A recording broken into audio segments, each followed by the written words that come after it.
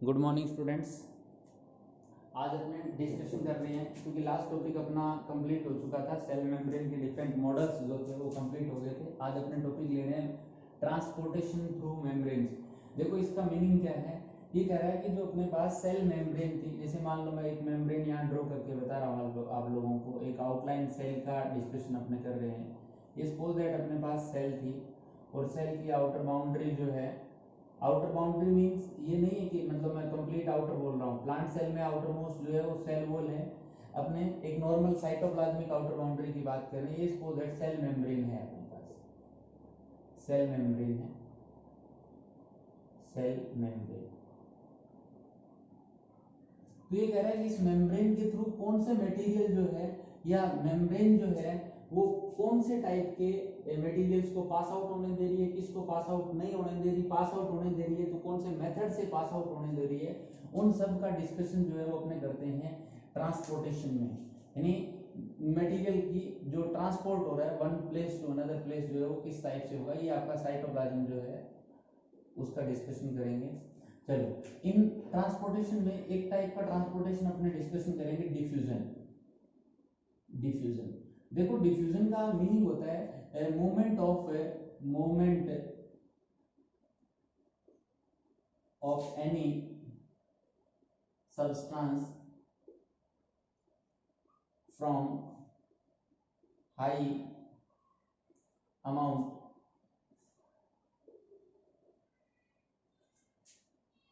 To low. यानी movement किसकी हो रही है, सब्सटेंस की। सपोज दैट यहाँ वाटर मॉलिक्यूल प्रेजेंट है, यहाँ वाटर मॉलिक्यूल ज्यादा है, मोर अमाउंट में है, और यहाँ वाटर जो है वो लेस अमाउंट में है। तो water molecule high to less amount की तरफ मूव कर जाएंगे। तो इस प्रोसेस को, जिसमें किसी भी टाइप का जो एनर्जी कंजप्शन है, किसी भी टाइप का बैरियर जो है वो नहीं होता, तो ऐसे मूवमेंट्स को आप बोलते हैं डिफ्यूजन या जनरल डिफ्यूजन बोलते हैं। इस डिफ्यूजन की खास बात है कि इसमें नो एटीपी रिक्वायर्ड, यानी इस प्रोसेस में कहीं भी एटीपी की रिक्वायरमेंट जो है वो नहीं पड़ती। और ये प्रोसेस कैसी है बेटा, पेसिव प्रोसेस है। देखो, जिस प्रोसेस में एटीपी एनर्जी जो है यूज नहीं होती, उस प्रोसेस को आप बोलते हैं पेसिव प्रोसेस। तो ट्रांसपोर्टेशन में एक टाइप का ट्रांसपोर्टेशन तो आता है, डिफ्यूजन की प्रोसेस भी सेल मेम्ब्रेन के थ्रू होती है। इस सेकंड टाइप का लेते हैं, वो उसको बोलते हैं फैसिलिटेटेड डिफ्यूजन। देखो, फैसिलिटेटेड डिफ्यूजन की बात करें, क्लियर है कि इसमें डिफ्यूजन की प्रोसेस होगी, बट उस डिफ्यूजन को थोड़ी सी फैसिलिटी मिल जाएगी। यानी जो मॉलिक्यूल मूव कर रहे हैं उसको थोड़ी सी फैसिलिटी प्रोवाइड करा देगी। कौन प्रोवाइड कराएगी, मेम्ब्रेन प्रोवाइड कराएगी। यानी आप लोगों ने डिस्कशन किया इधर, सपोज दैट इस टाइप से कहीं बात कर रहे थे आप सर की टनल प्रोटीन्स प्रेजेंट होती है। लास्ट फ्लूइड मॉडल में अपने बात कर रहे थे इंटीग्रल प्रोटीन की, और फुल इंट्रिंसिक और फुल इंटीग्रल जो प्रोटीन थी वो as a tunnel protein behave कर रही थी। ये मान लो कोई मॉलिक्यूल था, सपोज दैट सोडियम की बात कर लेते हैं। सोडियम मॉलिक्यूल सपोज दैट अंदर की तरफ जा रहा है, तो वो इस टनल प्रोटीन्स के थ्रू ही अंदर जाएगा। यानी यहाँ पे इस मॉलिक्यूल को इनसाइड सेंड करने का काम कौन कर रहा है भाई, यहाँ पे ये जो टनल प्रोटीन जो है, चैनल प्रोटीन बोल देते हैं इनको, चैनल्स जो है, चैनल या टनल प्रोटीन जो है, या चैनल्स के थ्रू या टनल प्रोटीन जो है उसके थ्रू मूवमेंट हो किसी भी मॉलिक्यूल की, और उसमें भी कंडीशन कौन सी है, वही हाई टू लो कंसंट्रेशन की तरफ ही मूवमेंट करेगा। बट यहाँ उस मॉलिक्यूल की मूवमेंट को फैसिलिटेट कर रहा है, थोड़ा सा इजी गोइंग प्रोसेस में डिफ्यूज करवा रहा है। वो प्रोसेस, वो डिफ्यूजन का काम कौन कर रहे हैं, चैनल्स कर रहे हैं, टनल कर रही है, मतलब मेम्ब्रेन की स्ट्रक्चर उसमें इन्वॉल्व हो रही है और पास आउट करने का काम कर रही है, इसलिए उसको बोलते हैं फैसिलिटेटेड डिफ्यूजन। ये भी कैसी प्रोसेस है बेटा, ये भी पेसिव प्रोसेस है। इसमें भी एटीपी जो है उसकी रिक्वायरमेंट नहीं होती। तो टू टाइप्स ऑफ ट्रांसपोर्टेशन अपने डिस्कशन कर लिए, एक आपका डिफ्यूजन का और सेकंड वन है आपका फैसिलिटेटेड डिफ्यूजन का। एक बार इसका स्क्रीनशॉट लें, उसके बाद मैं नेक्स्ट बता रहा हूं आप लोगों को। थर्ड जो बात करेंगे अपने, थर्ड जो ट्रांसपोर्टेशन है उसमें एक आता है ऑस्मोसिस। Third osmosis. देखो, ऑस्मोसिस जो है वो प्रोसेस, एक तो आप बोल सकते हैं कि ओनली वाटर जो है, या यूं मान लें कि सॉल्वेंट जो है वो मूव करता है, ओनली वाटर मूव करेगा या सॉल्वेंट मूव करेगा, और मूव कहां से कहां करेगा, from from high sorry from low concentration of solution to high concentration of solution। यानी इसमें कंडीशन थोड़ी सी अपोजिट दिख रही होगी, वैसे है नहीं, लग रहा होगा ऐसा अपने को कि यहां मैंने लिखा कि लो कंसंट्रेशन है किसकी, सॉल्यूशन की। पहले देखें सॉल्यूशन क्या होता है। सॉल्यूशन जो है वो होता है अपना सॉल्यूट प्लस में सॉल्वेंट, यानी सॉल्वेंट और सॉल्यूट का मिक्सचर है। इसका एक कॉमन सा एग्जांपल लेते हैं। आपने शुगर सॉल्यूशन बनाया, शुगर सॉल्यूशन, शुगर सॉल्यूशन की बात करते हैं, इसमें आपने शुगर डाल दी, चीनी डाल दी थोड़ी सी, और प्लस में वाटर डाल दिया। यानी वाटर में आपने चीनी को क्या कर दिया, शुगर को क्या कर दिया, डिसोल्व कर लिया। तो ये किसका सॉल्यूशन प्रिपेयर हो गया, आपका शुगर सॉल्यूशन प्रिपेयर हो गया। अब आपको देखें कि क्या उसमें वाटर कंटेंट जो है वो मोर अमाउंट में है या शुगर मोर अमाउंट में है। तो आपका आंसर आएगा कि सर वाटर कंटेंट जो है उसमें मोर अमाउंट में है। तो ऑलवेज क्या होता है, सॉल्वेंट मॉलिक्यूल जो है वो ज्यादा होता है सॉल्यूशन के अंदर as compare to solute particle.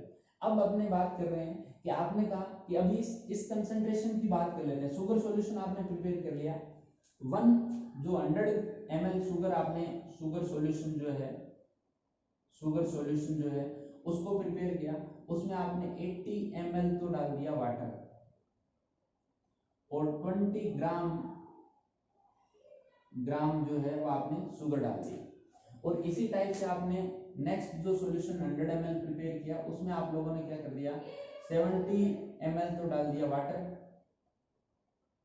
और 30 ग्राम डाल दी इसमें शुगर।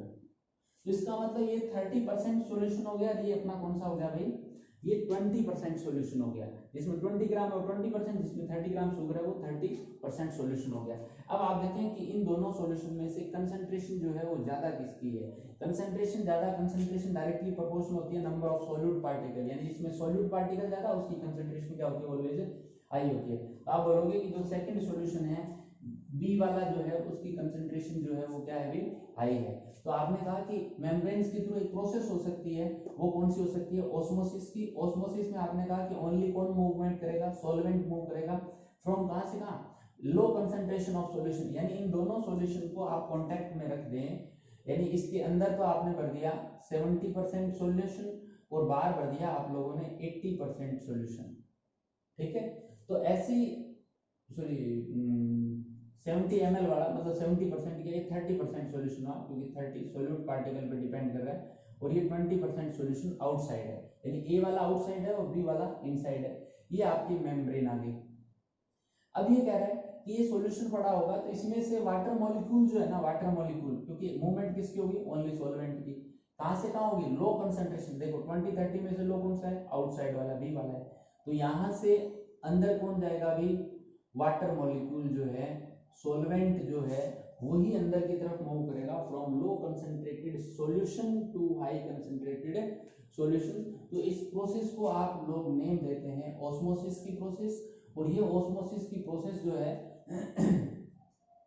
ये ऑस्मोसिस की जो प्रोसेस है, इस प्रोसेस में भी मेम्ब्रेन इन्वॉल्व होती है, और इसमें जो मेम्ब्रेन होती है, इस ऑस्मोसिस की प्रोसेस में जो मेम्ब्रेन इन्वॉल्व होती है, यहाँ होती है सेमी परमिएबल मेम्ब्रेन।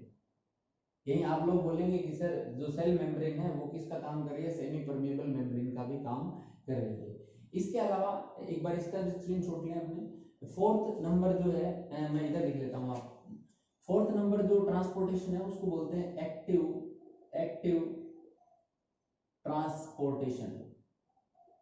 देखो एक्टिव ट्रांसपोर्टेशन में आप लोग कहोगे कि सर इसमें एटीपी जो है वो यूज होती है, एटीपी यूज होगी, इसी वजह से आपने इसको क्या नेम दे दिया, एक्टिव ट्रांसपोर्टेशन।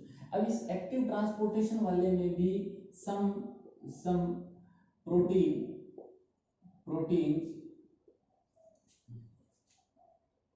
Facilitate transportation. यानी इस एक्टिव ट्रांसपोर्टेशन में भी एटीपी का कंजप्शन होगा और इसमें भी प्रोटीन मॉलिक्यूल जैसे फैसिलिटेटेड डिफ्यूजन में हो रहा था ना यूज, उसी टाइप से स्पेशल प्रोटीन जो है वो इसमें इन्वॉल्व होती है।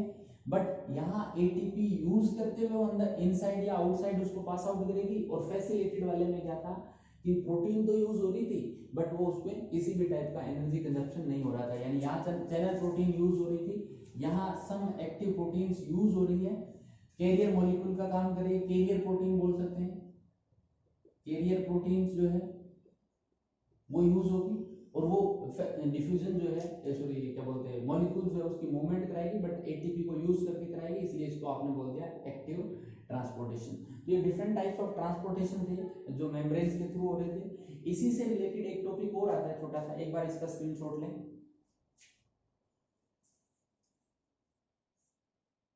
इसी से रिलेटेड नेक्स्ट जो टॉपिक अपने करने वाले हैं वो है आपके फैगोसाइटोसिस या एंडोसाइटोसिस। देखो एंडोसाइटोसिस की बात करें, होता क्या है एंडोसाइटोसिस? एनगल्फमेंट, यानी मान लो ये अपने पास सेल मेम्ब्रेन थी और ये कोई आउटसाइडर पार्टिकल था,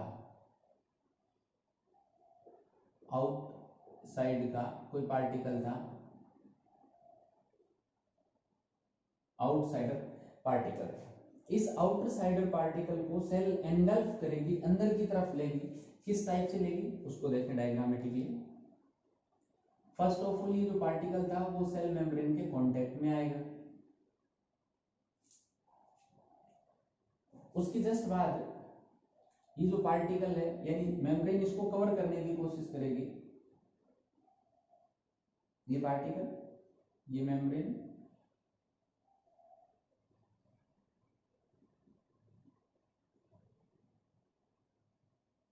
एनगल्फमेंट कर रही है, धीरे धीरे इसको निगल रही है। आप लोगों ने लास्ट ईयर 10th क्लास के अंदर स्टडी किया होगा कि अमीबा जो है वो फूड इसी मेथड से गेन कर रहा था।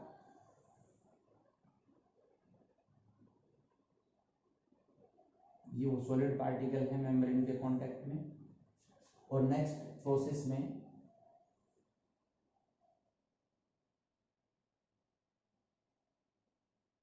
ये सॉलिड पार्टिकल और नेक्स्ट डायग्राम जो शो होगा वो अपने पास इस टाइप से आप बोल सकते हैं कि सर ये जो पार्टिकल था वो इस टाइप से इनसाइड आ गया मेम्ब्रेन से। इसी प्रोसेस को आप बोलते हैं एंडोसाइटोसिस, यानी सेल मेम्ब्रेन जो है उसके थ्रू किसी भी एक्सटर्नल पार्टिकल का क्या हो, एनगल्फमेंट हो, यानी इसको cell entry of external particle into cell through membrane, इसी को आप क्या बोल रहे हैं एंडोसाइटोसिस। अब देखो एंडोसाइटोसिस को फर्दर आप लोग 2 कैटेगरीज में डिवाइड करेंगे। एंडोसाइटोसिस की फर्स्ट कैटेगरी मैं यहाँ लिख रहा हूं वो है फैगोसाइटोसिस। देखो फैगोसाइटोसिस का को दूसरा नेम दे सकते हैं आप सेल ईटिंग, यानी सेल किस चीज को खा रही है। यानी यहाँ पे क्या होगा कि आउटसाइडर जो पार्टिकल है वो सॉलिड होगा। कैसा पार्टिकल होगा भी? सॉलिड पार्टिकल का इस टाइप से एंगल्फमेंट हो तो उसको बोलेंगे फैगोसाइटोसिस। और सेकंड वन जो आता है वो आता है इसमें पिनोसाइटोसिस। पिनोसाइटोसिस की बात करें, मतलब आउटसाइडर पार्टिकल कैसा हो भी, आउटसाइडर पार्टिकल जो है वो लिक्विड फॉर्म में हो तो उसको आप बोल देंगे, मतलब इसकी जगह क्या होता है लिक्विड होता है और उसका सेम टू सेम इसी मेथड से एंगल्फमेंट होता तो उसको आप बोलते हैं पिनोसाइटोसिस, या इसी को बोल देते हैं सेल ड्रिंकिंग। ठीक है, तो एंडोसाइटोसिस ये भी एक टाइप से ट्रांसपोर्टेशन ही है मेम्ब्रेन के थ्रू, जिसमें एक्सटर्नल पार्टिकल का सेल जो है वो एंगल्फमेंट करती है, उसको निगलती है और निगलने की जो प्रोसेस है एक्सटर्नल पार्टिकल सॉलिड है जिसको फैगोसाइटोसिस, और एक्सटर्नल पार्टिकल लिक्विड फॉर्म में है तो उसको आप बोलेंगे सेल ड्रिंकिंग और पिनोसाइटोसिस। नेक्स्ट बात करते हैं, एक बार इसका स्क्रीनशॉट लें। इसी से रिलेटेड है, मान लो सेम प्रोसेस होती और एक्सटर्नल इंटरनल पार्टिकल को सपोज दैट ये इंटरनल पार्टिकल था, इंटरनल वेस्टेज पार्टिकल था कोई, जो सेल के लिए हार्मफुल था, इस पार्टिकल को आउटसाइड निकालना होता, यानी निकालना होता वही सेम टू सेम मेथड, यानी फर्स्ट ऑफ ऑल इसके कांटेक्ट में आता, फिर आउटसाइड इस टाइप से ग्रुप डेवलप होती, तो उसको बोलते हैं आप लोग एक्सोसाइटोसिस। तो एक तो हो गया आपका एंडोसाइटोसिस, इसमें ये टू हो गए ए एंड बी, और इसके अलावा सेकंड आपका होता है एक्सोसाइटोसिस। मैं इधर लिख रहा हूँ एक्सोसाइटोसिस। एक्सोसाइटोसिस को आप सेल वोमिटिंग भी बोल सकते हैं, क्योंकि सेल बाहर की तरफ वोमिट कर रही है, उसको एग्जिट कर रही है, इस वजह से सेल वोमिटिंग। और एक्सोसाइटोसिस, इसमें क्या होता है, removal of particles from inside to outside through membrane, यानी मेम्ब्रेन के थ्रू इनर जो पार्टिकल होगा उसको आउटसाइड निकालने की जो प्रोसेस होगी उसको आप बोलेंगे एक्सोसाइटोसिस। और एंडोसाइटोसिस में एंट्री। अमीबा इसी मेथड से फूड लेता है, ये अपने different types of transportation through membranes.